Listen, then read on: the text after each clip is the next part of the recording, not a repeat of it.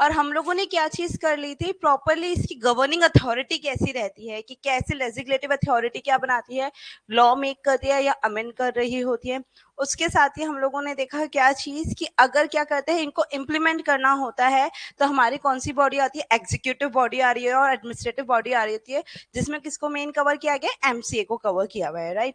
Then हम लोग अगर आगे चलते हैं तो आगे चल के हमको दिख रही होती है कौन, हमारे अगर इनमें कोई डिस्प्यूट अराइज होता है तो हमको ट्रिब्यूनल्स या कोर्ट्स नजर आ रहे होते हैं, और उसके रिगार्डिंग आगे हम लोग एपलेट ट्रिब्यूनल में जा सकते हैं, और फिर उसके भी आगे हम लोग कहाँ जा सकते हैं, सुप्रीम कोर्ट तक जा सकते हैं। देन हम लोगों ने कुछ बेसिक बातें स्टार्ट करी थी कि कैसे क्या कंपनी होती है और क्या नहीं हो रही होती है। क्लियर। अब अगर हम आगे बात करते हैं तो कल हम लोगों ने देखा था कौन सी कमेटी, एक जे ईरानी कमेटी, जिसको नाम प्रॉपरली ईरानी कमेटी है, पर मिस्टर जे ईरानी इसको चेयरमैनशिप दे रहे थे, तो इसलिए उन्हीं के नाम पे ये आगे कवर हुई, राइट। और फिर हम लोगों ने देखा कि ये स्टार्ट हुई थी 2004 से और जाके कहाँ पे खत्म हुई है, 2013 में जाके खत्म हुई थी हमारे, और फिर प्रॉपरली अगस्त में आया और देन सितंबर में एक्चुअली इसको नोटिफाई किया गया। उसके पीछे रीजंस दिए गए कि क्यों हमने 1956 से लेके हम क्यों 2013 में आए, क्यों, क्योंकि वो बहुत रिजिड था या क्या सारी बातें थी, यही सब देखा था हम लोगों ने। तो हम इसको आगे कंटिन्यू करते हैं कि क्यों एक्चुअली क्या है, रिप्लेस किया गया 1956 को और 2013 से। क्लियर। तो अगर हम बात करते हैं पहले रीजंस की क्या है, तो देखो ये था कंपनीज एक्ट 2000 सॉरी 1956। ये कैसा था, बहुत रिजिड था क्या, मतलब बहुत कॉम्प्लेक्स था क्या, इजी था क्या, ये नहीं था ना। इसमें किसकी अप्रूवल पे बेस हो रखा था, ये हर बात के लिए हमें किसको पूछना था, गवर्नमेंट अप्रूवल रिक्वायरमेंट हो रहा था,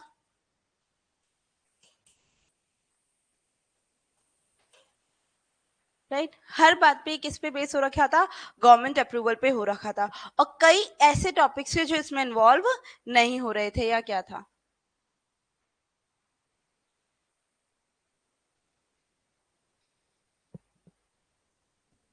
राइट। क्या थे, कई ऐसे टॉपिक थे जिसमें कवर,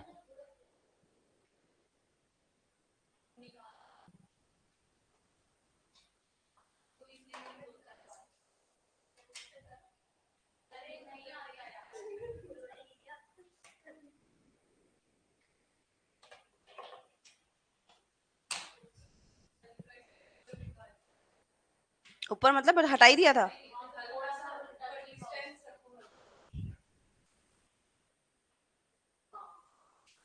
लेट्स सी। ठीक है, हम लोगों ने क्या बोला, ये रिजिड है, ये कॉम्प्लेक्स है, और बाबर इसमें क्या हो रहा था, गवर्नमेंट अप्रूवल की नीड हो रही थी। और वहीं अगर हम इस बात के लिए करें क्या, कंपनीज एक्ट 2013 जो हम लोगों ने करा, इस मामले में क्या ये रिजिड था क्या, आंसर इज नो। ये कॉम्प्लेक्स था क्या, आंसर इज नो। हमने कहा रिजिड में इसको हमने क्या कर दिया, फ्लेक्सिबल कर दिया। ये जहां पे इतना कॉम्प्लेक्स था कि अंडरस्टैंड करना is not that much easy task, तो हमने इसको क्या किया, सिंपल कर दिया। जहां सारी चीजें क्या किया, गवर्नमेंट अप्रूवल पे था, तो इन्होंने इसमें दो चीजें कर दी क्या, कि एक तो शेयर होल्डर अप्रूवल पे डाल दिया इन्होंने,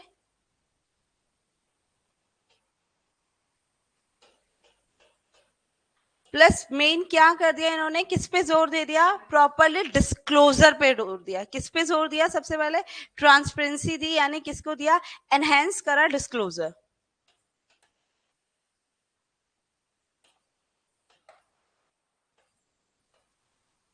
यही देखा था कि हम लोगों ने, इन्होंने क्या किया, डिस्क्लोजर पे बहुत ज्यादा जोर दिया। ठीक है, फिर ये चीज आती है कि किस तरीके से इन्होंने इन चीजों को कवर अप किया या क्या है। तो पहले एक बार ये चीज नोटेड डाउन कर लो आप लोग।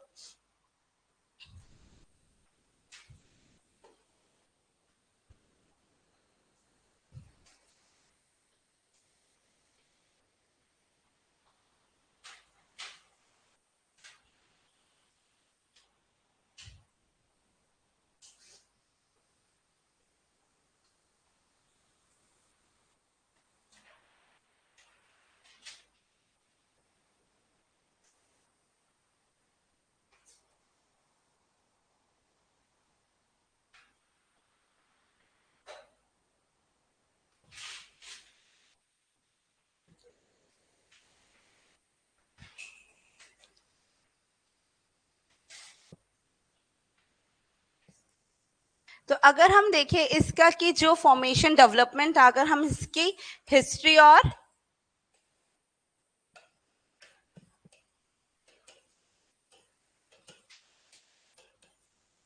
डेवलपमेंट में जाए, यही है हमारा फर्स्ट टॉपिक। अगर हिस्ट्री और डेवलपमेंट की बात करते हैं तो हिस्ट्री और डेवलपमेंट में हम देखते हैं सबसे पहले क्या थी,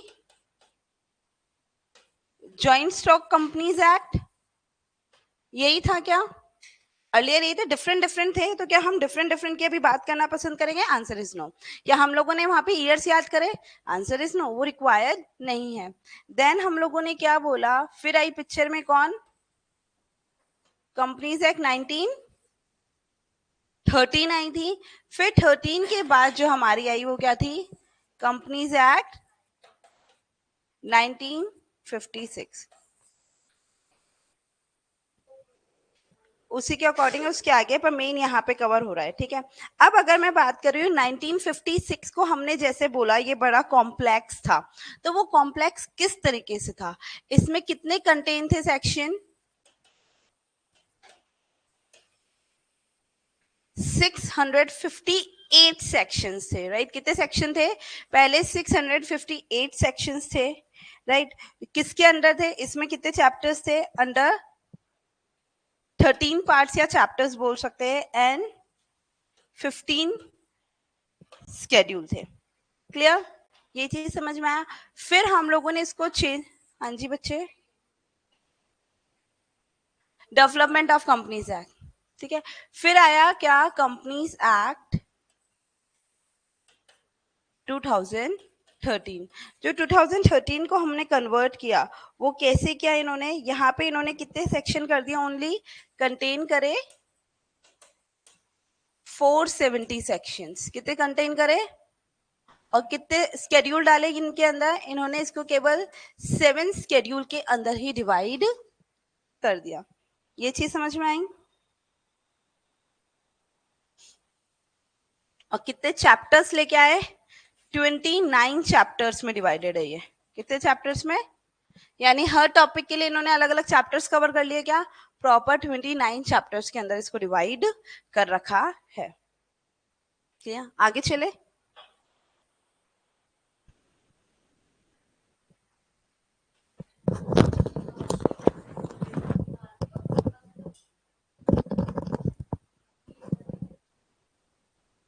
कौन से सर?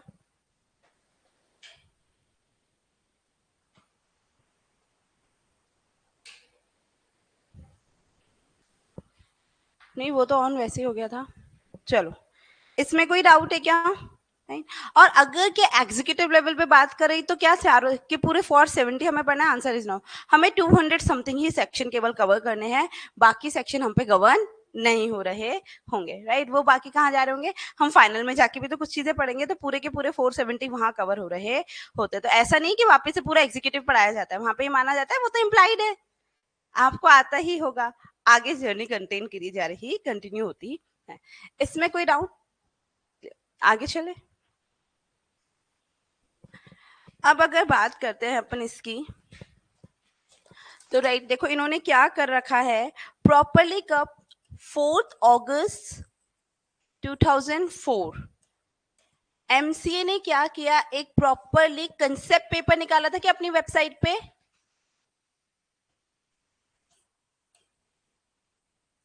किसके ऊपर?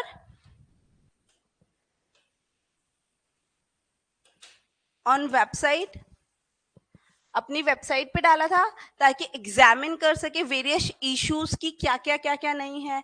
क्यों किया था? ये वेबसाइट पे डाला था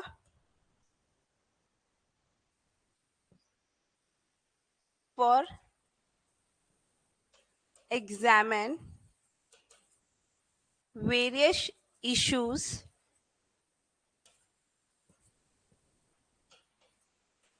which required रिविजन, राइट। तो जैसे ही इन्होंने ये किया, तो इन्हें क्या हुए? रिसीव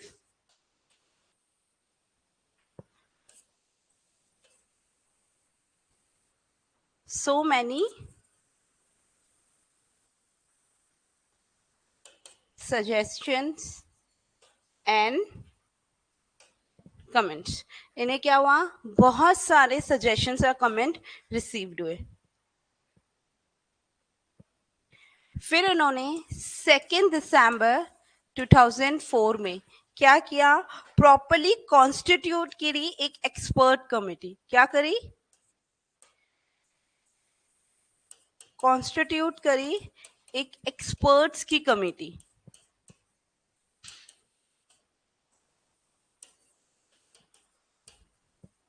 राइट, जिसको कौन हेड कर रहे थे, जिसके चेयरमैन थे मिस्टर जे जे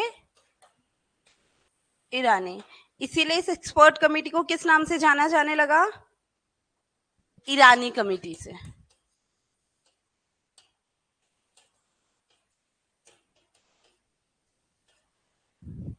इसी नाम से जाने लगा क्या इसको, प्रॉपर ईरानी कमेटी के नाम से इसको जाना जाने लगा। इस कमेटी का क्या काम था, ऑब्जेक्टिव ऑफ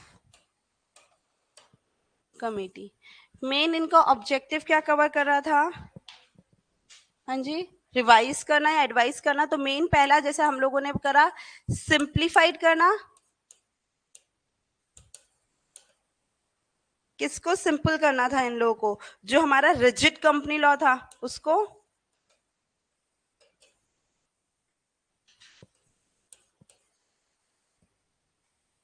चेंजेस किसके अकॉर्डिंग करना, नेशनल और इंटरनेशनल सिनेरियो के अकॉर्डिंग।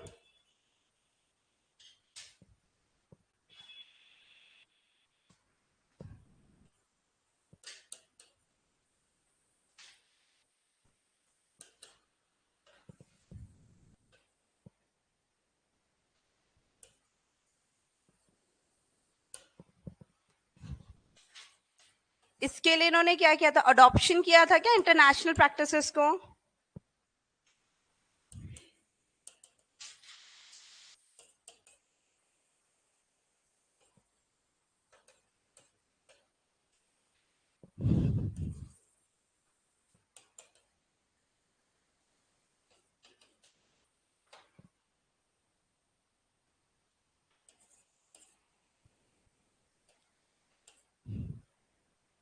और उसे क्या बनाया, प्रॉपर फ्लेक्सिबल बनाया, ताकि क्या करे, इजीली इंकॉर्पोरेट हो changes.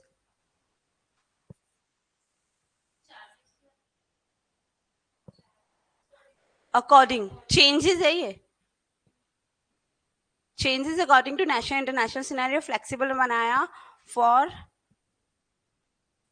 Emerging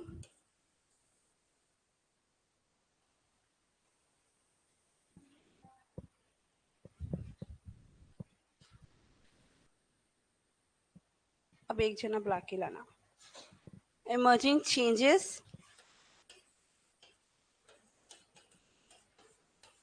time to time whenever required, यानी जब भी रिक्वायर्ड रहेगा तो उसके अकॉर्डिंग क्या करे, चेंजेस हो पाए। ये वाली चीज देखी, क्लियर। और इसके रिगार्डिंग फिर इन्होंने कब सबमिट करी रिपोर्ट, 31 मई 2005 को इन्होंने क्या करी, रिपोर्ट सबमिट करी।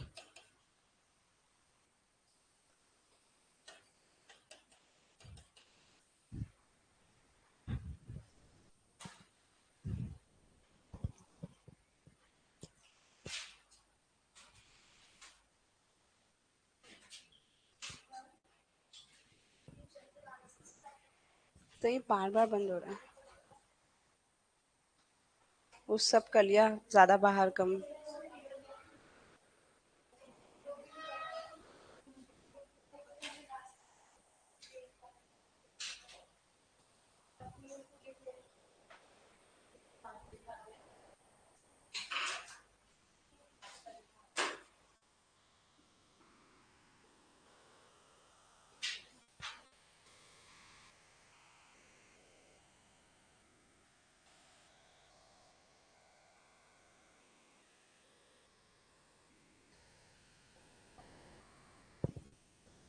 ठीक है,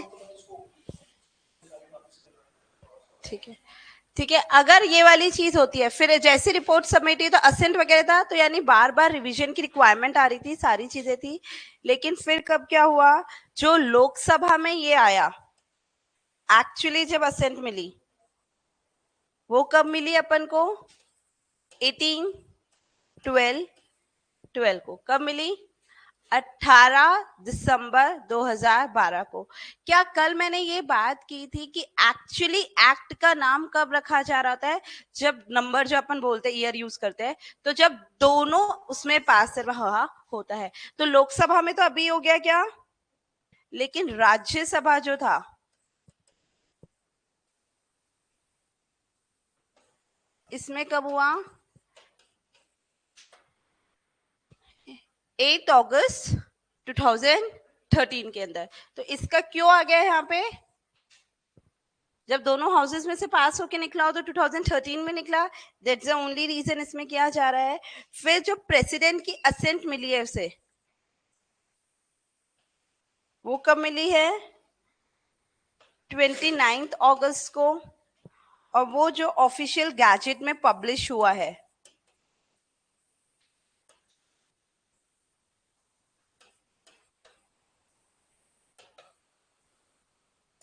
वो कब हुआ है, 30 अगस्त। तो इम्प्लीमेंट कब से माना जा रहा होता है, 30 अगस्त से माना जा रहा होता है।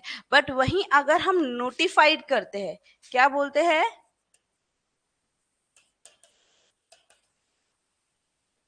क्या कर रहे हैं हम लोग, नोटिफाइड की बात करते हैं, तो वो क्या हुई थी, 12 सितंबर से हुई थी। 12 सितंबर क्यों, क्योंकि इस दिन एक्चुअल में 55 सेक्शन क्या हो गए थे, सामने आ गए थे। क्योंकि एक साथ पूरा एक्ट नहीं, क्योंकि आप कोई भी चीज करो, कोई भी चीज अगर अपन एक साथ करेंगे तो कितनी चीजें अजीब हो जाता है। आज मान लो कोई भी चीज हमको आपसे करानी हो तो एक साथ कराए, या फिर हम ये कह सकते हैं कि धीरे धीरे। इन सेंस ये कैसे है कि अगर कोई पुराना चल रहा है तो एकदम से थोड़ी रिप्लेस करेगा, इट विल कम धीरे धीरे धीरे धीरे धीरे धीरे, और ये धीरे धीरे इतना आ जाता है कि नीचे वाले को पूरा रिप्लेस कर देगा। तो सेम स्टार्टिंग में फर्स्ट कैसे आए, केवल 55 सेक्शन आए, और धीरे धीरे फिर और सेक्शंस आने लगे। इवन इतने कि अभी भी कई सेक्शन आ रहे हैं।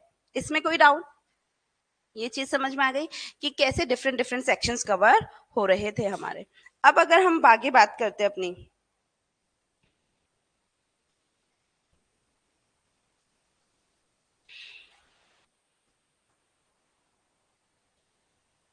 राइट, कि एडवांटेजेस देखे हम लोग प्रॉपरली, किसके एडवांटेजेस, ऑफ कंपनीज एक्ट 2013 के, या फिर इसको रीजंस भी बोल सकते हैं प्रॉपर, कि किस रीजन से साथ में लेके आया गया। तो जहां हमने बोला लॉ क्या हो गया, कंसाइज हो गया, क्या बहुत छोटा हो गया ना, कैसे, ओनली 470 सेक्शन के रूप में। दूसरा, इन्होंने इंट्रोडक्शन किया किसका, ओपीसी का। क्या ओपीसी उससे पहले पिक्चर में था, आंसर इज नो, ओपीसी उससे पहले नहीं था। थर्ड, अब पुराना एक्ट था तो पुराने के हिसाब से पेनल्टीज वगैरह बहुत कम थी, तो इन्होंने क्या किया, जब अमेंड किया तो फाइन्स और पेनल्टी भी क्या कर दी, इंक्रीज करी। फिर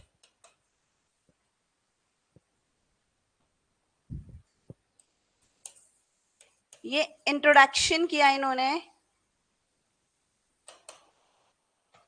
विसल ब्लोअर मैकेनिज्म का। कोई विसल ब्लोअर बता सकता है क्या क्या होता है, वर्ड सुना है क्या हम लोगों ने ये पहले भी कहीं,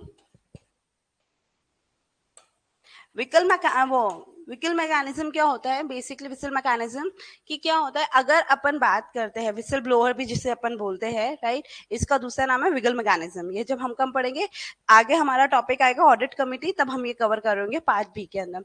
नॉर्मली इसके अंदर क्या होता है कि जो भी आपके क्या होते हैं सीनियर, देखो दो टाइप के लोग होते हैं दुनिया के अंदर। जैसे अगर आज ऑफिस में क्या, उन्हें कोई फर्क नहीं पड़ता या कोई क्या करे, मेरे को मेरी सैलरी मिल रही है, that's more than enough, right. पर वहीं कई लोग जेन्युइन पर्सन होते हैं, उन्हें ये चीज समझ नहीं आता कि कोई गलत कैसे कर रहा है क्या है, बट वो डरते क्यों, क्योंकि सीनियर है वो तो, और अगर सीनियर के खिलाफ कंप्लेन करी, किसी ने कुछ बोला तो वो फायर हो सकता है।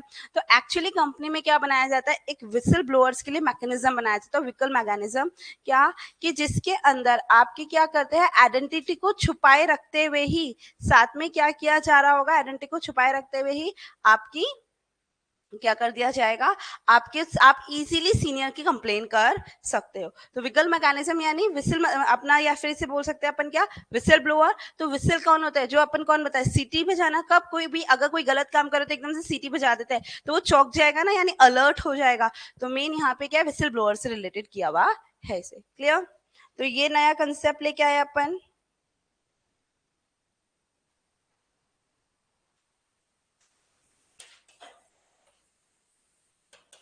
शिफ्ट किया किसको, गवर्नमेंट अप्रूवल को, किस पे, टू शेयर होल्डर अप्रूवल।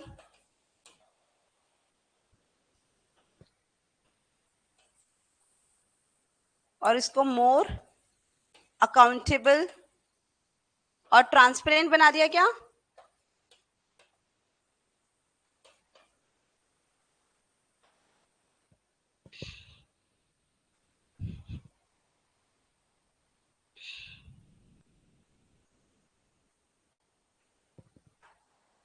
ये वाली चीजें देखने को मिलती है हमें। क्लियर? अब अगर हम आगे चलते हैं,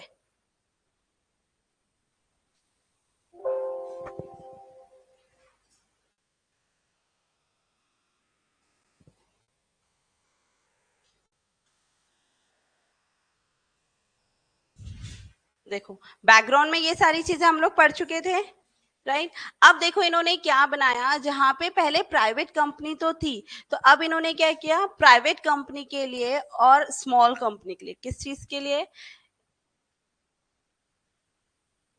इन्होंने प्राइवेट कंपनी और स्मॉल कंपनी को काफी फ्लेक्सिबल बनाया और फ्रीडम भी दी, ताकि फ्रीडम कैसे, इनकी कॉस्ट को क्या किया, रिड्यूस किया गया, कि इनकी कॉस्ट क्या हो रही हो, रिड्यूस हो रही है। कौन सी कॉस्ट, कंप्लाइंसेस, यानी जो भी आपको कंप्लाइंसेस करनी होती है, एनुअल कंप्लाइंसेस वगैरह करनी होती है, तो उसकी क्या होती है, कॉस्ट बहुत ज्यादा आ रही होती है, क्या है। तो इन्होंने स्पेशली किसको प्रिविलेज देने को, क्योंकि आत्मनिर्भर भारत पे बड़ा फोकस है क्या हमारा, तो उन्हें स्मॉल कंपनी और प्राइवेट कंपनीज को क्या किया, बहुत ज्यादा फ्रीडम दी, फ्लेक्सिबल बनाया गया। वही सारी चीजें किससे काम करी, हायर पब्लिक इंटरेस्ट से रिलेटेड की, क्यों, क्योंकि हमारा फोकस कहाँ था, इन्वेस्टर के प्रोटेक्शंस को लेके बहुत ज्यादा था, तो इन्होंने प्रॉपर्ली गवर्नेंस में ये दिया। उसके अलावा पहले क्या होता था, पब्लिक फाइनेंशियल इंस्टीट्यूशन जो फाइनेंस प्रोवाइड कराने का, लाइक बैंक और एनबीएफसी, ये सारे हो गए। और उसके अलावा गवर्नमेंट सबके लिए सेम टाइप के सिमिलर पैरामीटर लेके आए, क्योंकि पहले क्या होता है, गवर्नमेंट कंपनीज के लिए इतने रूल्स एंड रेगुलेशन नहीं होता था, तब इन्होंने सिमिलर पैरामीटर लेके आए, क्या, कि इन दोनों को ही प्रॉपर क्या देना पड़ेगा, डिस्क्लोजर देना रह रहा होगा। और मेन साथ के साथ इन्होंने क्या है, रेगुलेटरी को तो सिंपल किया, वहीं डिस्क्लोजर को क्या किया, स्ट्रेंथन किया, यानी बहुत ज्यादा स्ट्रॉन्ग किया इन्होंने। और प्रॉपरली क्या है, ग्लोबली रिफॉर्म किया इन लोगों ने। ग्लोबली रिफॉर्म मतलब प्रॉपरली इंटरनेशनल जो भी बेस्ट प्रैक्टिसेस का, उनको इन्होंने क्या, अडॉप्ट किया। इसमें किसी को भी डाउन, राइट। और ये प्रॉपरली, ये तो हम पढ़ ही चुके हैं। देखो प्रेसिडेंट की असिस्टेंट कब मिली थी, 29 अगस्त को मिली थी, और वहीं अगर ऑफिशियल गैजेट में कभी पब्लिश हुआ, 30 अगस्त को ये चीज पब्लिश हो गई थी। क्लियर? आगे भी सेम ये इसी चीज को दूसरे तरीके से बोल रहा है कि इन्होंने क्या क्या, किसमें, हाँ, आपने क्या लिखा हुआ है, ठीक है, ये बिजनेस फ्रेंडली बनाया गया इसको। यहाँ पे इन्होंने मिनोरिटी शेयरहोल्डर, इन्वेस्टर प्रोटेक्शन को बहुत ज्यादा चीज दिया है। ऑडिट अकाउंटेबिलिटी है, एनफोर्समेंट पे बहुत ज्यादा अकाउंटेबिलिटी, क्यों, क्योंकि ट्रांसपेरेंसी ज्यादा आ रही होगी वहां पर। इन्होंने प्रॉपरली मैनेजमेंट की अकाउंटेबिलिटी पे भी बहुत फोकस किया, यानी प्रॉपरली इंटरनल ऑडिट वगैरह पे भी उन्होंने बहुत ज्यादा जोर दिया। डिस्क्लोजर बहुत अच्छे से किए, सीएसआर को बहुत इंपॉर्टेंस दी, और बेटर कॉर्पोरेट गवर्नेंस में कवर होने लगे। इस तरीके से हमारा क्या क्या इंट्रोडक्शन वाली चीज कवर करते हैं हम लोग, कि एक्चुअली क्या चीज कवर हो रही है। ठीक है, अब अगर मैं इसी चैप्टर को आगे और इंक्रीज करती हूँ, तो ठीक है, कुछ डॉक्ट्रोइंस है यहाँ पे। ठीक है, ऑल्दो मैं अभी वो चीज डिस्कस नहीं करूंगी, बट एक ब्रीफ बता देती हूँ हल्का सा। चार्टर डॉक्यूमेंट्स जो हमारे होते हैं, उनसे रिलेटेड यहाँ पे बात की गई है, और कंपनीज एक्ट और चार्टर डॉक्यूमेंट में किस तरीके से कोई उनके पावर के ज्यादा हम लोग काम कर रहे होते हैं, तो ये वाली चीज बताइए। ये मैं अपने कहाँ पे करूंगी, जब हम एमओए वाला चैप्टर पढ़ेंगे उसके साथ मर्ज करके उसको ये चीज कवर करवा रही होगी। क्लियर? और फिर ये चीज यहाँ पे खत्म होगी अपने, तो हम ये बाद में कवर करेंगे अपना टॉपिक।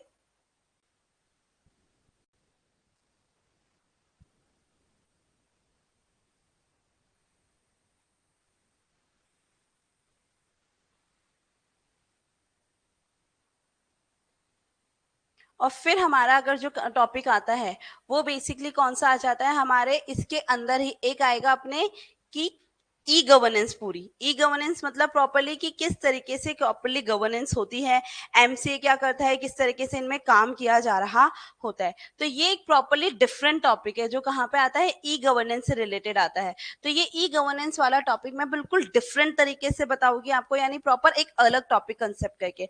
तो अभी अब हम स्टार्ट करते हैं अपनी कंपनीज एक्ट की जर्नी। ठीक है, अब अगर मैं बात करूं तो ये इंट्रोडक्शन चला गया, अब आप अपनी हेडिंग डाल लीजिए प्रॉपरली, क्या,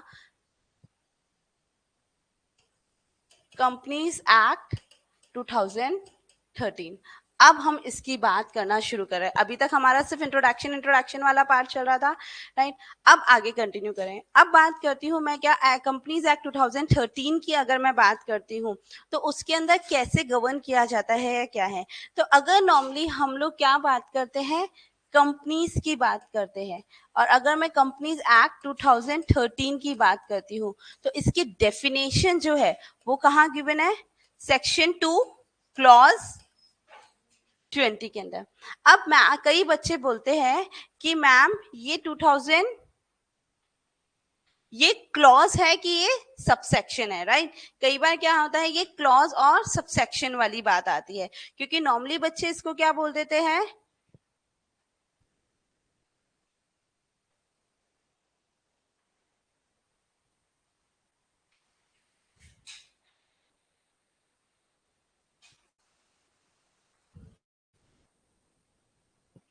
सब तो लगा हुआ है।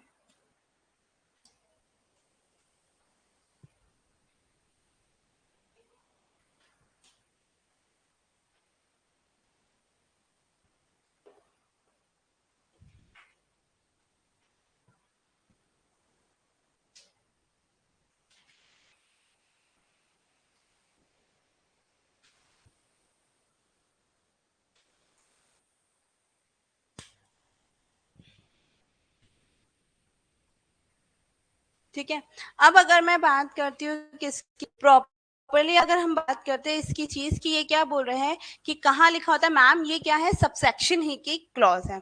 अगर किसी भी एक्ट के अंदर किसी भी सेक्शन के अंदर आगे कोई चीज लिखी हुई है, राइट, यानी जैसे कोई भी सेक्शन लिखा, सेक्शन 2, और फिर कोई बात लिखी है एंड देन नंबर्स लिखे हुए हैं, तो ये सारी चीजें क्या कहलाती है, क्लॉजेस कहलाती है। और वहीं अगर बिना कुछ ही कोई बात लिख दी जाती है, यानी सेक्शन 3 1 2 3, यानी क्या, कोई भी इन्होंने आगे कोई स्टेटमेंट दिया, यानी अगर किसी सेक्शन के आगे कोई स्टेटमेंट लिखा है देन नंबरिंग स्टार्ट होती है, दिस इज कॉल्ड क्लॉजेस। और विदाउट एनी स्टेटमेंट डायरेक्ट ही क्या आना शुरू हो जाए, नंबर्स आने लग जाए, तो दैट इज कॉल्ड सबसेक्शन। ये चीज एक तरीका।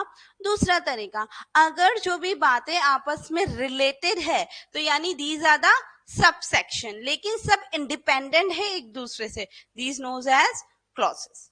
दूसरा समझ में आ गया, यानी अगर हम फॉर द अंडरस्टैंडिंग, तो ये आप कहाँ कर सकते हो, अपने बेसिक पॉइंट्स पे ही लिख सकते हो। यानी क्या होता है अगर हम बात करें, क्योंकि बच्चों को बहुत क्या रहता है, डाउट रहता है, कई बच्चे ना इस बेसिक सी बात को भी, राइट, क्या करते हैं, इस बेसिक सी बात को भी क्या बोलते हैं, सेक्शन 2 सबसेक्शन 20। क्यों, क्योंकि मैम हमने तो कहीं ना कहीं सीखा था किसी भी सेक्शन के आगे पहला ब्रैकेट होता है तो वो क्या कहलाता है, सबसेक्शन कहलाता है, उसके बाद वाला ब्रैकेट क्लॉज कहला देता है, और उसके बाद वाला सब क्लॉज कहला रहा होता है। यही इंटरप्रिटेशन निकाली थी, बट क्या एक्चुअली ऐसा होता है, आंसर इज नो, राइट। यानी मैं ये कह सकती हूँ क्या चीज, कि अगर कभी भी किसी भी राइट। यानी अगर मैं डिफ्रेंशिएट करूं नॉर्मल भी, तो यानी क्या, किसी भी अगर सेक्शन के आगे कोई भी स्टेटमेंट रिटर्न है, क्या है,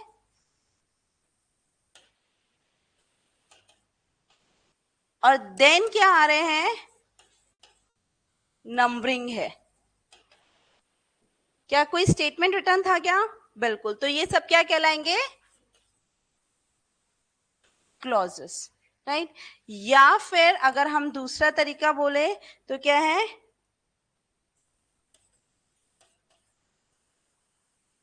नो रिलेशन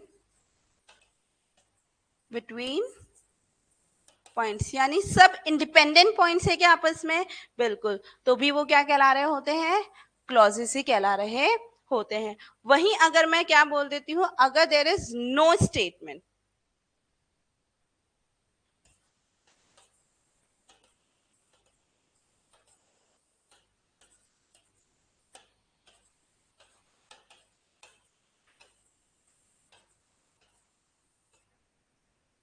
कोई भी स्टेटमेंट नहीं है, तो ये क्या कहला रहे होंगे, सब सेक्शन कवर हो रहा होता है। या फिर दूसरा बोल सकते हैं,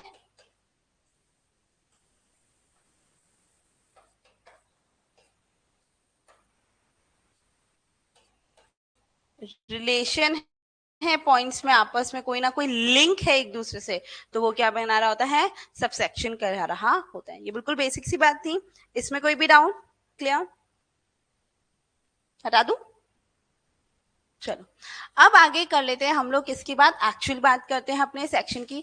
जो अगर मैं डेफिनेशन बोलूं किसकी, सेक्शन 2 आगे क्लॉज 20, राइट। तो ये किसकी बताता है, हमको कंपनीज की डेफिनेशन दे रहा होता है। किसकी डेफिनेशन देता है, कंपनी की, कि what do you mean by company. तो कंपनी का मतलब क्या होता है, अगर किसी भी डेफिनेशन को हम पढ़ते हैं तो उसको तीन तरीके से देखा जा सकता है। एक होता है मीन्स, एक होता है इंक्लूड्स, और एक होता है एक्सक्लूड्स, राइट। तो हमेशा मैं अगर डेफिनेशन बनवाना पसंद करती हूँ तो मैं कैसे, एक चार्ट के फॉर्म में, जहां हमें सेग्रीगेशन नजर आ रहा हो कि एक्चुअल मीनिंग क्या है, एक्चुअल में इंक्लूड क्या किया जा रहा होगा और इसके अंदर एक्सक्लूड क्या किया जा रहा होगा। तो अगर हम बात करें कंपनीज एक्ट 2013 के लिए, तो कंपनी क्या है, कोई भी ऐसे कोई भी एंटिटी, यानी हम कह सकते हैं, यानी कंपनी जो इनकॉर्पोरेट, यानी देखो नाम में है कंपनी का मतलब ऐसी कंपनी, मतलब पहले ही बोल दिया कि कंपनी है ये तो।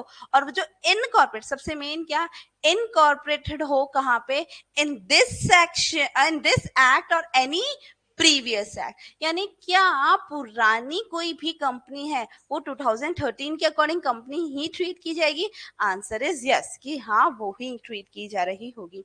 बाद में साथ के साथ इसमें क्या आ जाता है, इसके मीन्स में इंक्लूड भी कवर होना शुरू हो जाता है कि इसके अंदर और किन किन को इंक्लूड किया हुआ है, राइट। अब अगर हम बात करते हैं कि प्रॉपरली की कंपनीज की डेफिनेशन की, कि इसमें डेफिनेशन में क्या कवर हो रहा होगा, तो क्या है, तो पहली चीज अगर हम बात करते हैं तो क्या है, company incorporated under this act and any previous act, that's the only reason कि जितने भी प्रीवियस है, चाहे वो 2013 में आई हो, 1956 में हो, 1913 हो, या उससे प्रीवियस हो, सभी को क्या माना जाएगा, कंपनी ही ट्रीट किया जा रहा होगा। तो ये तो हमने पहले बोला सबसे मेन कि इन्होंने क्या बोला है कि ये कंपनी कहला रही होती है। अगर उसके बाद बोले इंक्लूड्स जैसी चीज के अंदर, तो इसमें इन्होंने किसको कवर कर रखा है, इंश्योरेंस कंपनी, लेकिन क्या बोला है, accept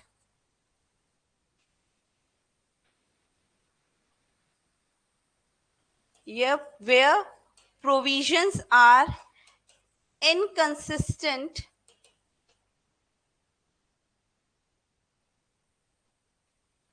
with insurance act.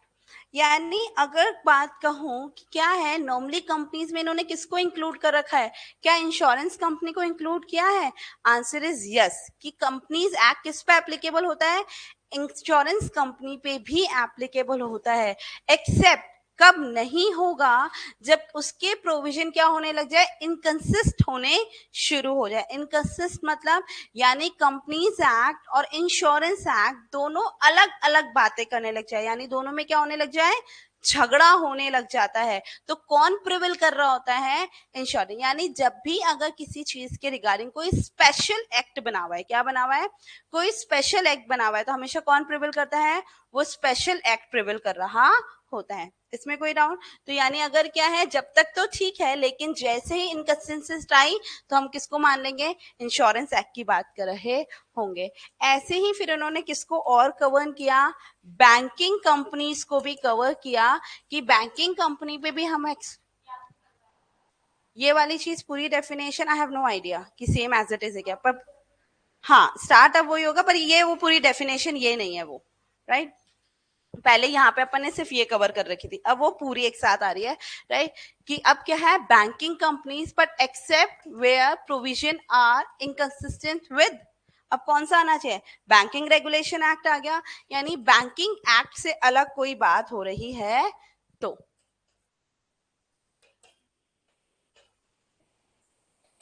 Inconsistent मतलब यानी क्या है, डिफरेंस हो जाए दोनों में, ठीक है।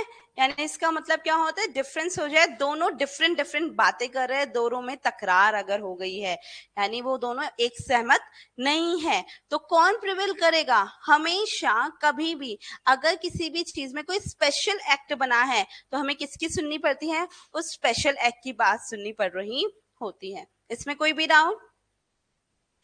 सेम अगर क्या बोलते हैं, इलेक्ट्रिसिटी आ जाती है, कौन सी कंपनी, इलेक्ट्रिसिटी कंपनी, तो except where provision are inconsistent with electricity act,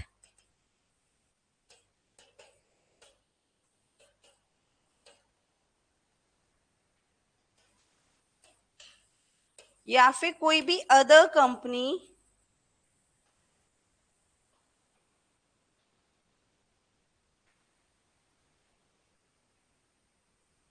governed by any special act. अगर सपोज कोई भी स्पेशल एक्ट बना हुआ है उसके लिए, तो वो except which is inconsistent with that special act. अब जैसे स्पेशल एक्ट बोलूं तो, कि अगर हम बात करते हैं किसकी, आरबीआई एक्ट बना हुआ है क्या, यानी प्रॉपरली इनके अलावा भी कोई एक्ट्स हो सकते हैं, या फिर एलआईसी हो गया, जबकि एलआईसी भी कंपनी ही तो है और क्या है, लेकिन अगर उस पर डिफरेंट हो रहा होता है तो वो कवर हो रहा होगा। क्लियर।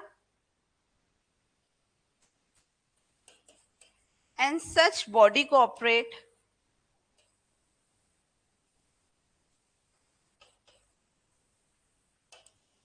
जो incorporated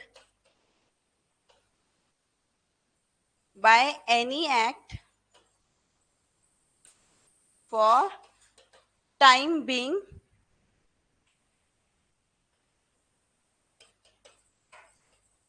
in force as may be notified by CG. अगर एग्जाम्पल की बात करूं, जैसे food corporation of India FCI, national housing authority of India NHAI, यानी क्या बोल रखा है, प्रॉपरली कोई बॉडी कोऑपरेट की हुई है, उस टाइम पे जो एक्ट था उसके अकॉर्डिंग अगर आई है तो वो कवर कर रहे होंगे। क्लियर। तो कंपनीज की डेफिनेशन में किसी को भी डाउट है क्या, कंपनीज एक्ट समझ में आ गया, कि कंपनीज बेसिकली क्या होती है, जो इनकॉर्पोरेट किसके अकॉर्डिंग हो रही हो, प्रॉपरली कंपनीज एक्ट या प्रीवियस एक्ट में हो रही हो, बट वो क्या है, अगर उसके रिगार्डिंग कोई भी स्पेशल एक्ट बना हुआ है तो उससे क्या नहीं होना चाहिए, इनकंसिस्टेंट नहीं होनी चाहिए। क्लियर। ठीक है,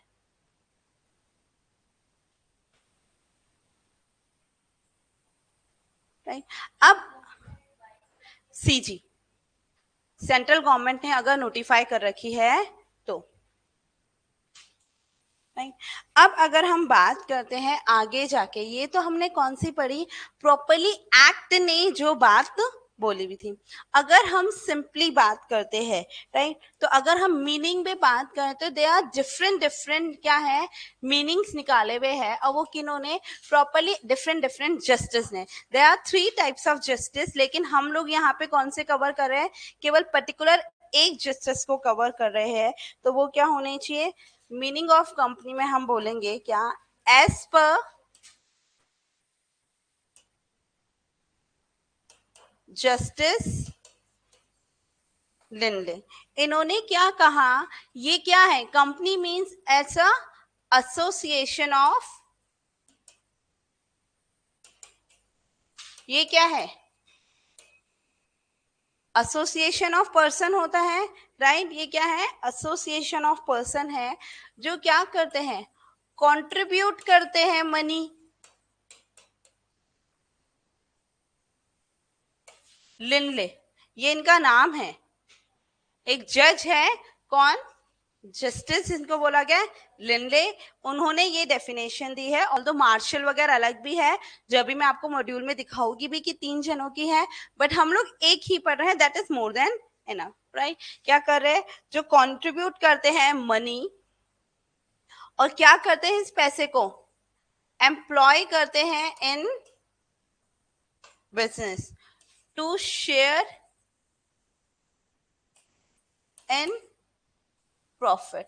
और ये इसको किस तरीके से लेते हैं, प्रॉफिट, यानी ये जो बिजनेस है, ये इसका मेन मोटिव क्या होगा, क्या प्रॉफिट अर्न करना ही होता है क्या, तो क्या ये कंपनी होगी क्या, आंसर इज यस। लेकिन क्या ये एक्चुअली कंपनी होगी, आंसर इज नो, क्योंकि ये तो बेसिक मीनिंग हुआ। क्यों, क्योंकि अगर मैं आज किसकी बात करती हूँ, पार्टनरशिप फॉर्म की, क्या that is association of person, right. क्या ये कंट्रीब्यूट करते हैं मनी एक दूसरे में, किसी बिजनेस में एम्प्लॉय कर रहे होते हैं, and it should be a lawful business, right. और यहाँ पे भी वही बात करते हैं, और शेयर करते हैं प्रॉफिट, क्योंकि किसी भी बिजनेस को रन करने का मेन मोटिव जो होता है, राइट, वो मोटिव क्या होता है, प्रॉफिट अर्न करना। तो ये तो कहीं ना कहीं किस चीज की थी, प्रॉपरली क्या थी, क्या बात बोलता था, ये प्रॉपरली बात बोलता था किसी भी एसोसिएशन की। तो नॉर्मली ये तो हम लोग किसी भी एंटिटी पे कवर कर सकते थे, जहां पे भी 2 या 2 से ज्यादा लोग आ रहे थे। तो क्या पर्टिकुलरली हम इसको कंपनीज बोलते थे, answer is no. That's the only reason क्या लाया गया, प्रॉपरली एक्ट में इसने क्या किया, डिफाइन कर दिया कि और क्या क्या कवर हो रहा होगा। ये चीज समझ में आ गई कि इन्होंने क्या करा है। तो सेम अगर हम बात करते हैं, देखो इस चैप्टर में आगे की, हम लोगों ने फर्स्ट चैप्टर में किया था अपना,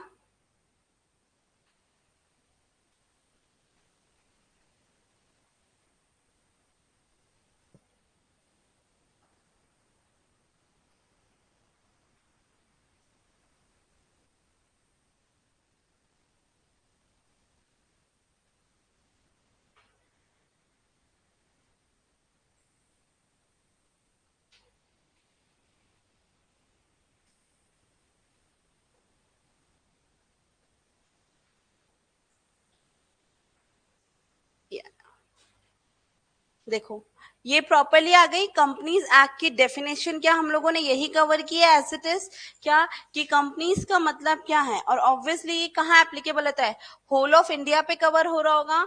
हमने यही कहा है, यहाँ पे इनकॉर्पोरेट हो, या फिर insurance company, banking company, electricity company, या कोई भी अदर कंपनी या बॉडी कॉर्पोरेट जो भी कवर हो रहा हो, राइट, उन सब पे एप्लीकेबल हो रहा होता है। यही चीज कवर की क्या हम लोगों ने,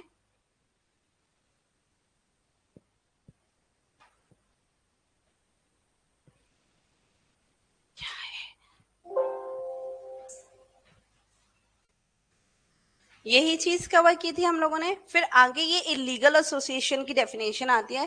तो जब हम लोग डिफरेंट डिफरेंट टाइप्स की डेफिनेशंस कर रहे होंगे, उस टाइम पे मैं अलग से इसको कवर करवा रही होगी। तो इन्होंने कहा कि अगर हम लोग प्रॉपरली डेफिनेशन को और एक्सटेंटिव रूप में लेके जाते हैं, या मीनिंग में लेके जाते हैं, तो क्या हो रहा होगा, जैसे कि मैंने बोला कि यहाँ पे क्या है, डिफरेंट डिफरेंट टाइप की डेफिनेशंस कवर हो रही है या किया है। ये तो एमसीए आ गया हमारा, requirements, grocery,